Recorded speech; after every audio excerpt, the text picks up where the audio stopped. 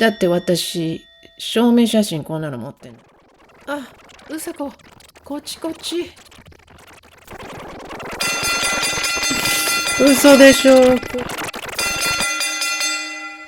か今回は本当敗北感マックスって感じです。うさことすねこのプチ贅沢旅。皆さんこんにちは、すねこです。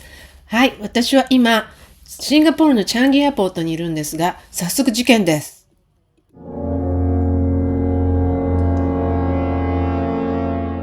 今回はうさことシンガポールで待ち合わせをしてバリ島に行くことになっていたんですが、うさこが待ち合わせ場所に来ていないんですね。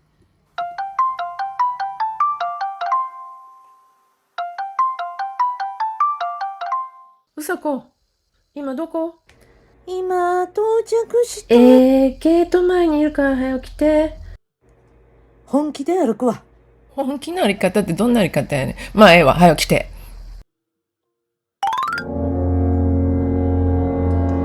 そして同時にもう一つの問題がありました。まずこれ基本的なことなんですけども、インドネシア入国には必ずビザと入国カードが必要なんです。ただ私今朝までタイにいて、タイで簡単に取れるだろうと思っていたんですが、なぜか何度やっても途中で不具合が起きて苦戦したという話を皆さんと共有したいと思います。うさこが来るまでちょっと聞いてください。うさことすねこのプチ贅沢旅。ではまず AI に作ってもらったチャートをご覧ください。全体の流れはこんな感じなんですが、皆さんはこの3文字の VOA ってわかりますか？なんか大悟さんみたいなんですけどね、ビザオンアライバルの略で、現地の空港で習得するビザだそうです。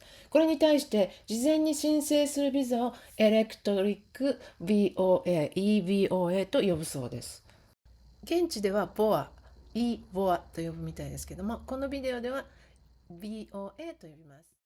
この VOA か EVOA のどちらかを習得してないといけないんですけれども、この VOA 到着時に空港で習得する方は、なんと4時間かかった人もいるという話を聞いたので、やはり EVOA を申請します。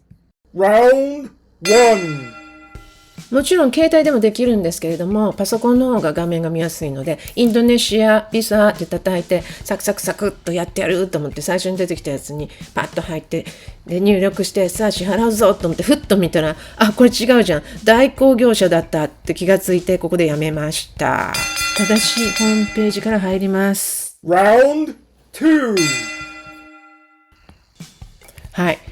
今回は間違えずにオフィシャルのところに入りました。で、まずアップライっていうところ1番をクリックしますね。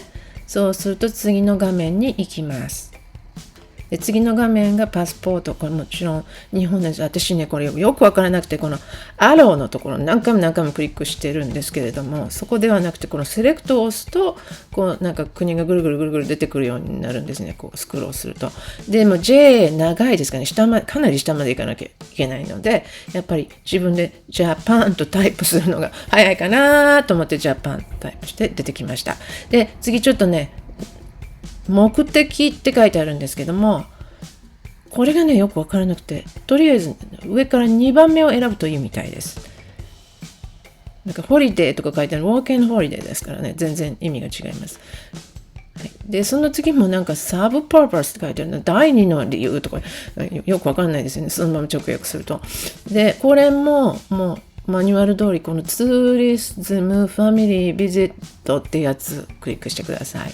でその次のビザのタイプなんですけども B1 ツーリストで基本30日しか有効じゃないですが、ここでアプライするとそのどういう条件か500ルピー払いますよとかなんとかとかいろいろ書いてありますから、じゃあ次のところに行きます。でここでだって私証明写真こんなの持ってないわということで、ここで一旦停止となりました。もうね、二度とね、失敗しない。3度目は成功させてやるって感じで、今回はインドネシアの申請に必要なものを AI に図表に作らせたらこんな感じになりまして。で、パスポート、それからカラー写真から往復のチケットですね。これが必要になってくるんですけどね。ここで気をつけたいのが、PDF で受け付けてもらえるのが往復航空券だけで、それ以外は JPEG とか PNG でないとダメなんですよね。普段からパスポートとか証明写真を PDF で持ってるんですけども、パスポートは JPEG に変換して、それから証明写真なんですけど、これ私パスポート用のしか持ってなかったので、ちゃんと胸から上の写真ですよね。これを撮り直して JPEG にして、で、最後、帰りの空港券なんですけども、これは飛行機会社から確認のメールを PDF に残しました。では、再挑戦いたします。Round 3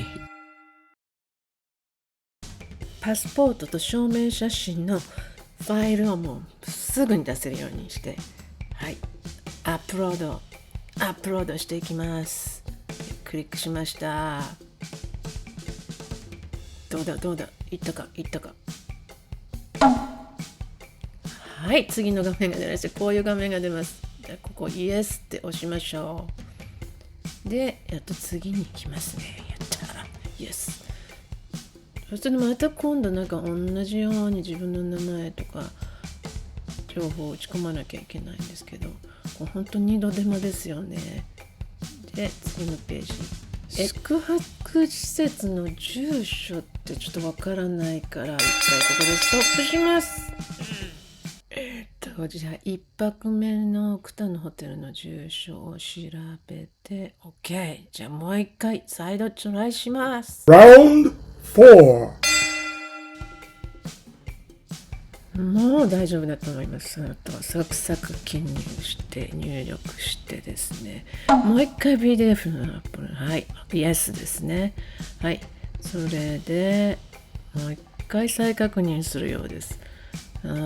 してあとははい OK。 でこれでアプリケーションしていいですかっていうサインが出たので Yes。 そして次にもう一度情報が出てくるのでサブミット Yes で As ゲストをクリック。やったー、すぐメールが来ました。はい、ペイメントのところに行きます。こういう画面が出てきました。もうあとは支払うだけですね。じゃあ支払いますっていうとこクリックします。嘘でしょ。こういう時に限ってボスから電話ですってなきゃ。Hello. もうね、この電話がすごく長くなっちゃって、支払いのタイムリミットを超えてしまって、すべて一からやり直すことになりました。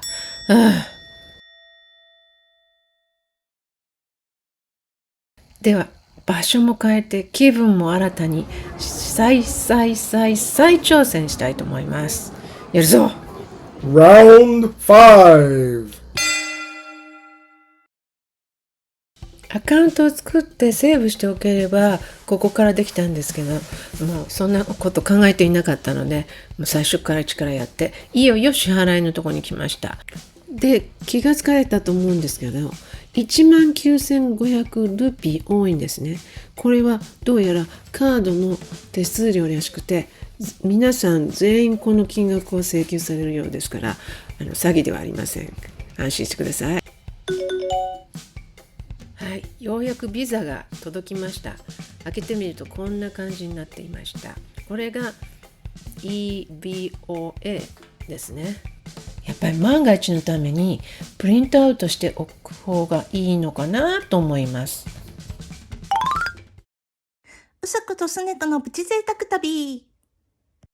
はい、EVOA なんか数分で取れるって聞いてたんですけどね、めちゃくちゃ時間かかりました。で、先ほどの表を見たら結局私は今までのところでこの1番しかやっていないということに気がつきました。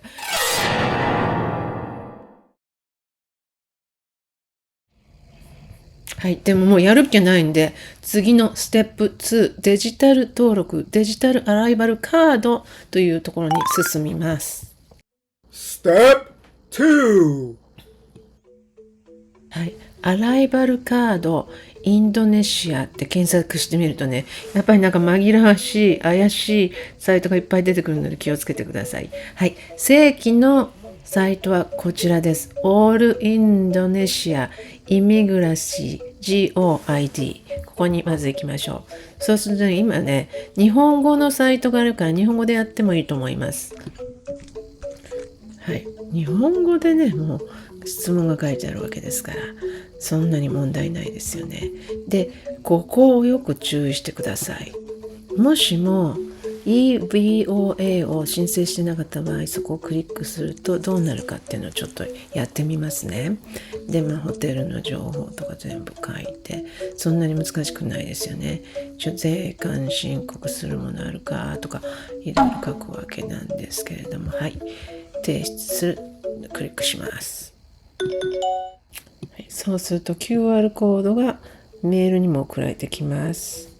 そしてこの画面の方にもね表示されるわけなんですけれども、なんとですね、ここでこの到着ビザ BOA を申請するってクリックすると、そうするとなんかいきなり支払いの画面が出てくるんですよね。もしかしてこれで取れるわけ？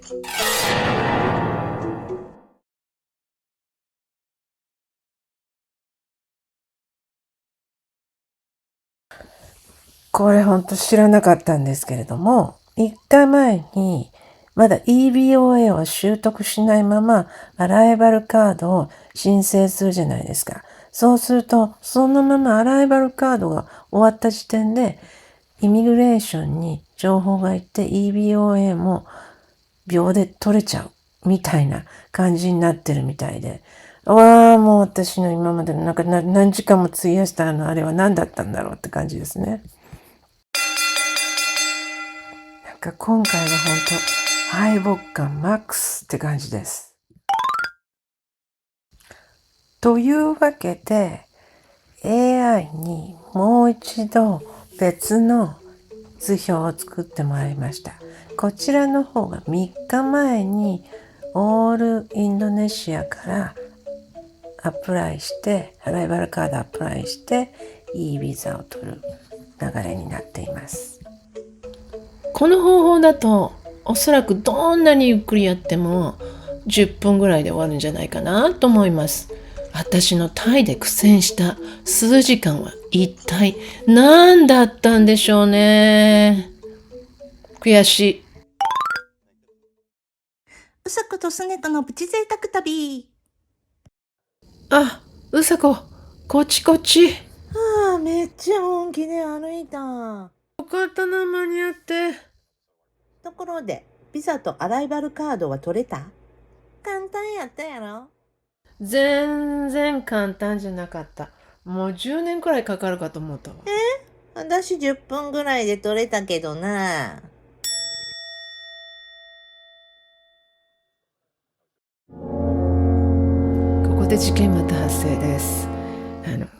うさこは間に合ったんですけども、実はうさこの荷物が間に合わなかったということが分かりまして、1本後の便に変更してもらえないかと聞かれたんですね。こういう場合、ビジネスクラスにアップグレードしてもらえますかとか、ちょっとだだこねてみるのも作戦なんですけどもね、2人とももうかなり疲れていたので、とりあえず予定通り飛行機に乗ることにします。うさこ大丈夫？こういう時のためにいつも1日分の着替えは携帯してるし、グッジョブ。荷物の位置もこの前教えてもらったエアタグで追跡できるし大丈夫やで。エアタグは本当に便利です。エアタグについては概要欄にもリンクを貼っておきますね。うさことすねとのプチ贅沢旅。ようやくバリの空港に着きました。ここの空港、正式名称がイグスティ・ングラライ国際空港と言いますよ。アジアは長い名前の空港が多いですね。見て、ビザ取ってない方すごいと。ほんまや、すんごい人並んでるやん。あんな時間かかんの。2人ともいいビザがあるので、そのまま電子ゲートの方に向かいます。この後 QR コード見せたらもう外に出てたんですけれども、なんか観光税を払うとか聞いてたんだけど、どこで払うんだったんでしょうね。もし知ってる方いらしたら教えてください。私の荷物をピックアップしたらうさこのデレイバッゲージのクレームをしたいと思います。チケットの裏に必ず預け荷物のバーコードが貼られているので、なくさないようにしましょうね。なんて。ここにホテルの住所と自分の電話番号を書いてくださいって。私お金払うの？なんでやねん、もらえんねん。現金くれるの？ Yes, cash。荷物が遅れると1日につき約5000円くらい空港会社から支払われますよ。うさことすねこのプチ贅沢旅。はい。手続きも終わりましたので、空港の外に出てきました。出迎えの人がたくさんいます。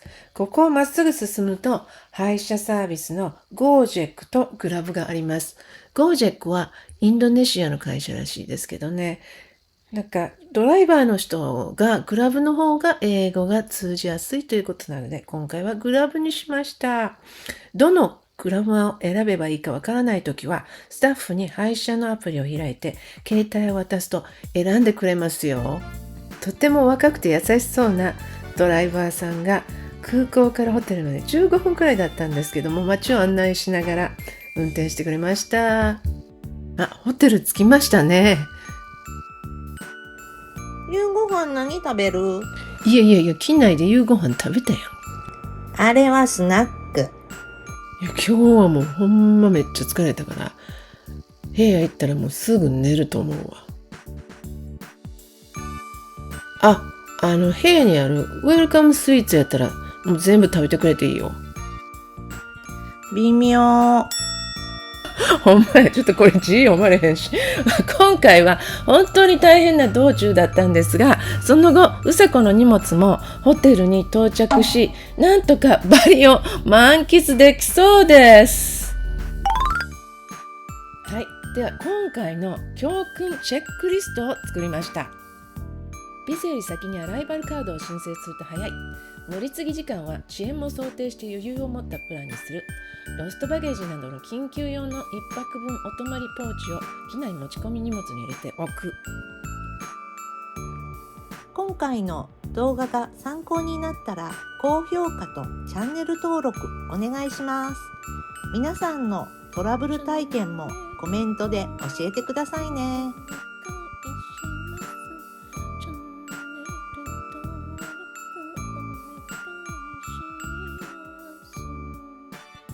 どう？歌上手になってや